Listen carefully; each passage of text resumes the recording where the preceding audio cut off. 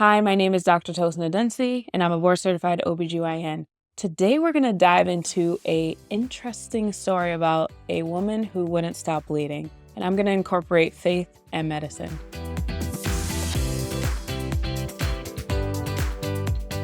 This woman had been bleeding for 12 years and ended up being healed by her faith. But what condition could this have been? And how can we understand this story both through faith and modern medicine? Let's explore this incredible moment of healing. In the Gospel of Mark and Luke, we hear about a woman who had been bleeding for 12 years. She'd spent all of her money on doctors and sought help, and it only got worse. And in a moment of desperation, she sought out Jesus, touched the hem of his garment, and was healed instantaneously. Jesus told her, "Your faith has healed you." Now, from a medical standpoint, her symptoms could have been from a number of conditions, but I'm an OBGYN, so when I was reading this story, I thought, did she have fibroids? What's going on?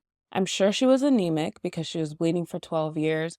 I'm sure she had pain, and she was probably outcast from her community back in that time. Chronic conditions like this would have led her to be in social isolation because she would have been seen to be unclean and not able to move through her day-to-day like before. So just imagine the emotional toll on this woman. 12 years of being unable to participate in life, in her community, and maybe even to see her family and friends. Yet her faith gave her the courage to approach Jesus despite the social stigma. And this teaches us the resilience of the human spirit and the importance of hope. What makes this story compelling is it's a combination of her faith and Jesus's ability to heal. And while we can't measure faith scientifically or with data, we can see that there is an impact on a person's health and well-being. Today, I see similar challenges of chronic bleeding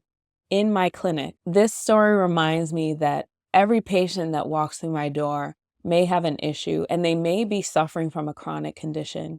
This makes me more empathetic to my patients, and I hope that this helps us to bridge that gap between patients who we see as maybe other or unclean, that we welcome them instead of isolating them.